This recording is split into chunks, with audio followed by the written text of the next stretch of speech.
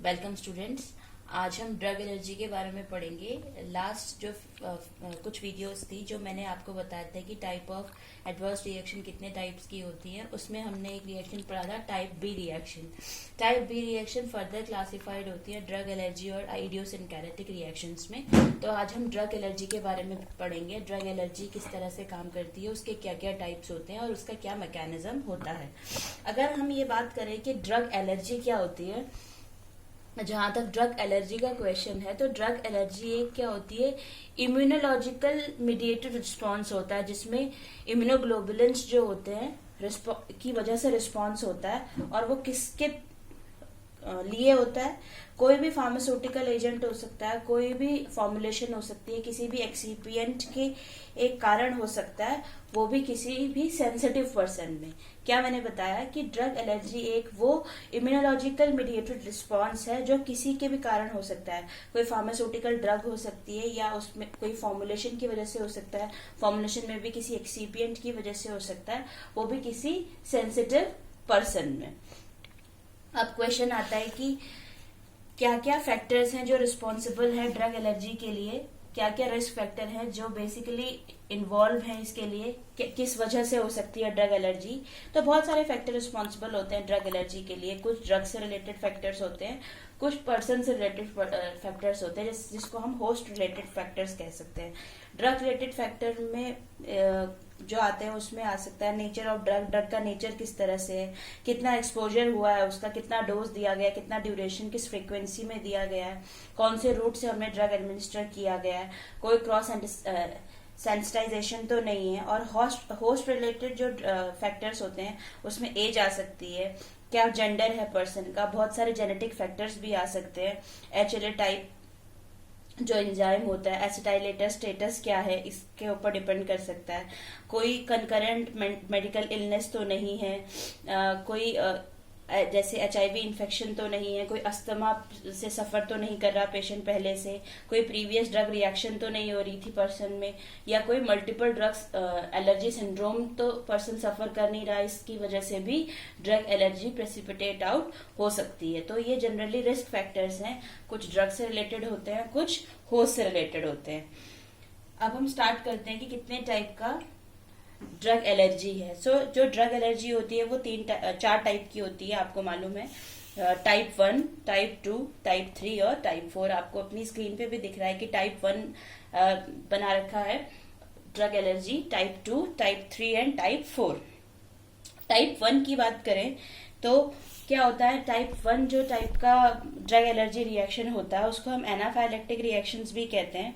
उसमें जनरली क्या होता है, जो हमारा एंटीबॉडी होता है, आपको एंटीबॉडी वो भी किस टाइप का, इम्यूनोग्लोबुलिन ई टाइप का जो एंटीबॉडी होता है वो क्या करता है, स्पेसिफिक काम करता है किस पे, एंटीजन पे।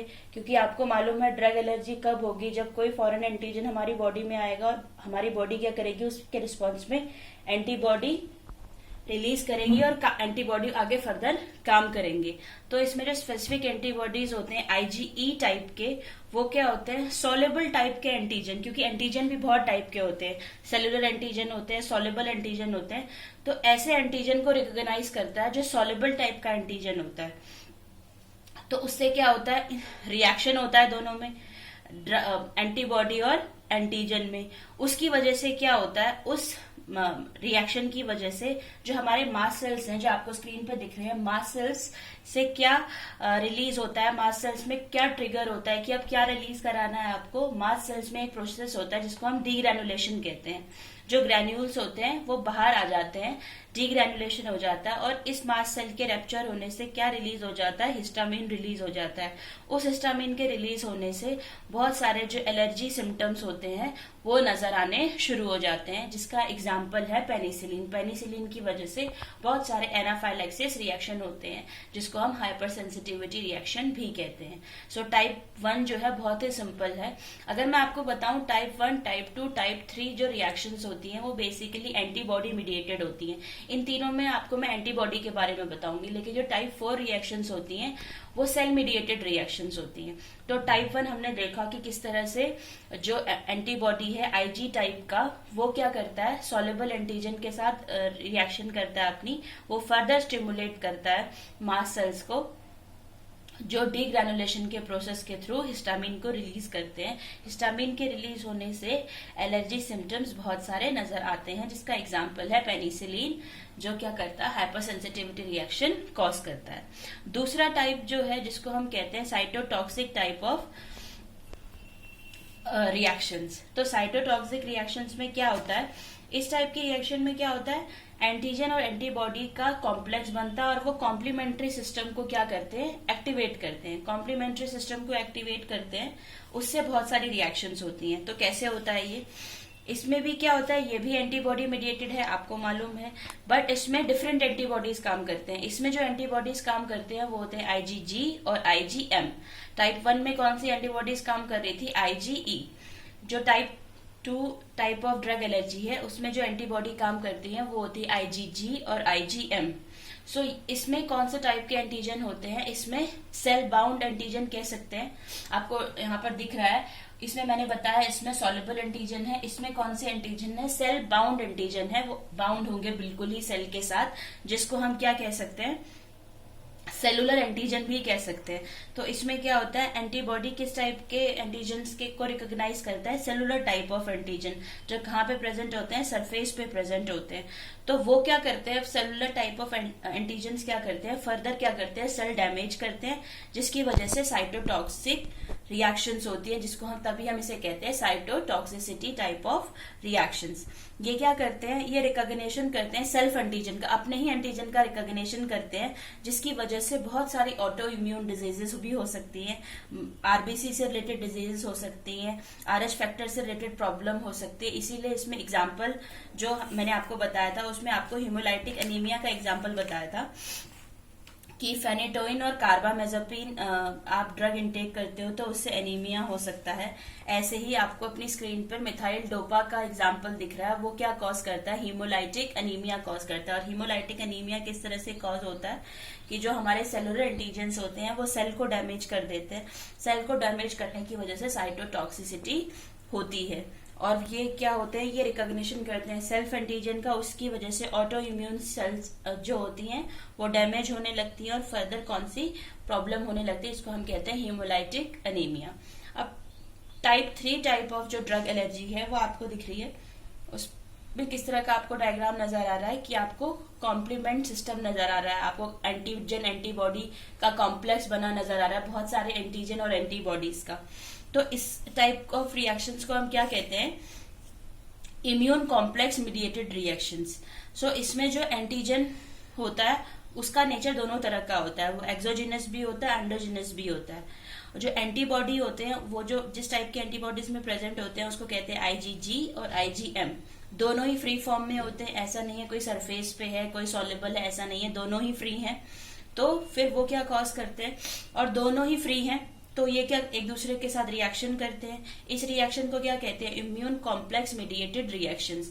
वो क्या करते हैं, इम्यून कॉम्प्लेक्स फॉर्म करते हैं जो किसी टिश्यू पे जाके डिपॉजिट हो जाते हैं और उस टिश्यू को क्या कर देते हैं, डैमेज कर देते हैं। अब ये मैकेनिज्म कैसे काम करता है, जो ये इम्यून कॉम्प्लेक्स होता है कि किसी भी जाके ब्लड वेसल की वॉल पे जाकर डिपॉजिट हो जाएगा, वो क्या करेगा, कॉम्प्लीमेंट सिस्टम को क्या करेगा, एक्टिवेट करेगा। कॉम्प्लीमेंट सिस्टम के एक्टिवेशन से क्या होता है, न्यूट्रोफिल्स का डीग्रैन्युलेशन होता है। जहां पर जैसे मासेल का डीग्रैन्युलेशन हो रहा था वैसे न्यूट्रोफिल्स का डीग्रैन्युलेशन होता है। डीग्रैन्युलेशन होने की वजह से क्या होता है, इन्फ्लामेशन और टिश्यू डैमेज जैसे जो रिएक्शंस है वो होने लगते हैं। इन्फ्लामेशन और टिश्यू डैमेज वाले रिएक्शन होने की वजह से क्या होता है, ये जो इसमें जो भी एंटीबॉडीज होती हैं वो अपने ही डीएनए और सेल्फ प्रोटीन को क्या करती हैं, हार्म करने लग जाती हैं। तो इसमें ल्यूपस जैसे प्रोकेनामाइड अगर आप पर्सन यूज करता है तो उससे क्या होता है, ल्यूपस मीडिएटेड जितनी भी रिएक्शंस हैं वो होने लगती हैं। इसमें क्या होता है, बहुत सारे मल्टीपल एंटीबॉडीज हैं, आपको स्क्रीन पे भी दिख रहा है, मल्टीपल एंटीबॉडीज हैं और मल्टीपल एंटीजन्स हैं। तो इसमें रिएक्शंस क्या होते हैं, बहुत सारे एंटीबॉडीज बहुत सारे एंटीजन्स के साथ जुड़कर इसमें इस टाइप की ड्रग एलर्जी को कॉज करते हैं। अब आते हैं टाइप 4 टाइप ऑफ रिएक्शन। तो टाइप 4 रिएक्शन क्या, मैंने आपको बताया कि सेल मीडिएटेड रिएक्शंस होती हैं। थोड़ा आपको डिफरेंट दिख रहा है स्ट्रक्चर बाकी स्ट्रक्चर से। सेल मीडिएटेड रिएक्शंस होती हैं, इसमें जो काम करता है वो काम करता है टी सेल काम करता है।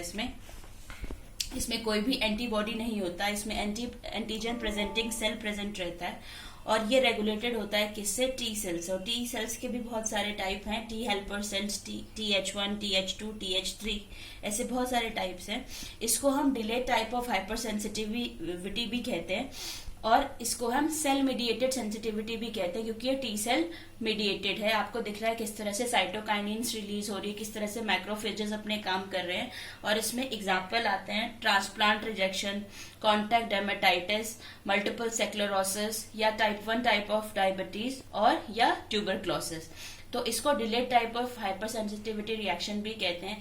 इसमें आपको दिख रहा होगा कि मैक्रोफेजेस अपने काम कर रहे हैं, साइटोकाइनिन्स रिलीज हो रहे हैं, सेंसिटाइज सेल जो होता है वो एक्शन में आता है, साइटोकाइनिन्स रिलीज होते हैं और टी सेल की हेल्प से पूरा ही इस टाइप का type 4 type of drug allergy अपना मैकेनिज्म करती है। तो स्टूडेंट, ये जस्ट अ ब्रीफ इंट्रोडक्शन था आपका ड्रग एलर्जी का, डायग्रामेटिक रिप्रेजेंटेशन था किस तरह से ड्रग एलर्जी होती है। Thank you.